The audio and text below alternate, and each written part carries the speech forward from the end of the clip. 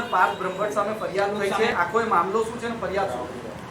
જે ગઈકાલે રાત્રે જે છે ચીફ ફાયર ઓફિસર જે છે આપણે બદામડી જે ભાગ જે 4 રસ્તા જે કંટ્રોલિંગ યુનિટ છે એમ ત્યાં જે સૈનિક જે છે ફાયર બ્રિગેડના એ જે એમને આવેલા ફરિયાદી જે છે અને ત્યાં એમને બોલાચાલી થયેલી બંને વચ્ચે થોડી કામ બાબતે જમી હતું એટલે બોલાચાલી થયેલી અને એમાં પછી આમને થોડું ઇન્સલ્ટિંગ એનાથી થયેલું અને પછી જે થોડું ઘણું એમને બરાબર છે કે લાફા મારેલા કે જે કે એમની વિગત જે છે કે નાની મોટી ઈજા થયેલી બરાબર છે ઓફિસ ઉપર અને ત્યાંથી પછી જે છે કે એમને થોડું કે ભાઈ આ રીતે છે કે બોલાચાલી ઉગ્ર બોલાચાલી થયેલી જેના અનુસંધાને આપણે તાત્કાલિક ગુનો દાખલ કરેલો છે.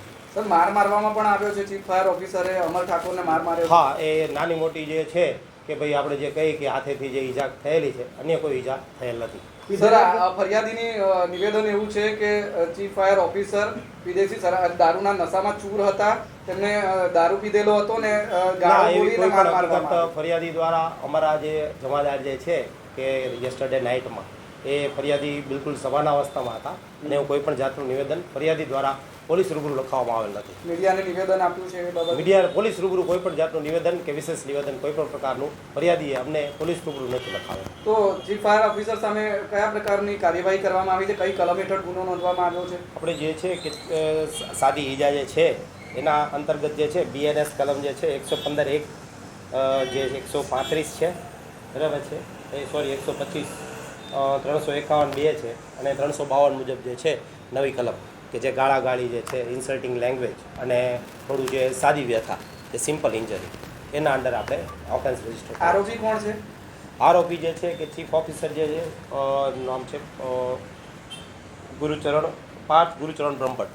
અચ્છા, તો તેમના વિરુદ્ધ શું કાર્યવાહી કરવામાં અત્યાર સુધી મળ્યા જ નથી? અત્યાર સુધી શું છે કે રાત્રે પડે ને આપણે જે પ્રાઇમા ફેસી જે તપાસ જે છે એ નવા કાયદા મુજબ જે એ પંચનામાથી લઈ અને તમામ વસ્તુ આપણે કાર્યવાહી હાથ ધરવામાં આવેલ છે અને એમની તપાસ ચાલુ છે એમની. કેમ કે જે ગુનો જે છે બરાબર છે જે 7 વર્ષથી નીચેના પ્રોવિઝન્સ હોય એટલે એવો કોઈ ગુનો એ રીતનો ગંભીર ઓલાનો નથી એટલે એ જે એક્શન જે છે તપાસના કામે જે નીકળશે કેમ કે બિલો 7 યર જે પ્રોવિઝન્સ છે એ આપણે નામદાર કોર્ટના હુકમ મુજબ જે કાર્યવાહી કરી છે કાયદા મુજબ એ કાયદેસરની તમામ કાર્યવાહી કરવામાં આવશે. જ્યારે ફરિયાદ આપી ફરિયાદીએ ત્યારે જો આરોપીને પકડવામાં આવ્યો તો એ ખબર પડી જાય ને કે પીધેલો હતો કે નહોતો?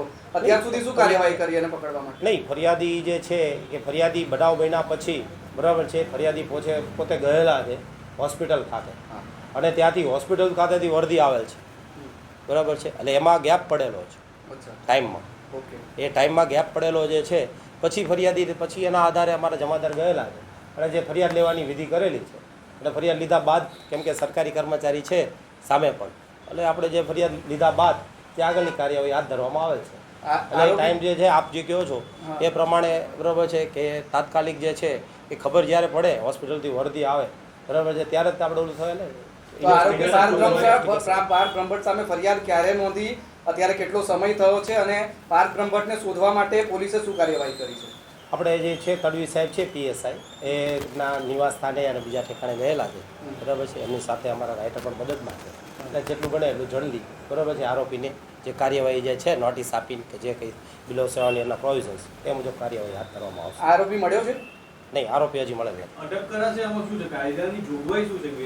નહીં, એ તો જે જોગવાઈ જે છે એ 7 યરના પ્રોવિઝન્સ છે એ આપણે નોટિસ જ ઇસ્યુ કરી શકાય બરાબર છે. પછી પણ એમાં પણ જે કેટેગરી જે છે કે અમુક ઓફેન્સ નોન અવેલેબલ હોય તો અમારે જે ચેકલિસ્ટ ભરી અને પછી કાર્યવાહી કરવાની. જો અમારે અટક કરવા હોય if we want to arrest any accused તો એ પછી અમારે એનું ચેકલિસ્ટ ભરવું પડે. Why we are arresting such a person who is below the provisions of punishment is below 7 year. તો આરોપી પાર્થ બ્રહ્મભટ્ટ હજી ફરાર છે, પોલીસને મળ્યો? હાજી મળેલા. Thank you. ઓકે.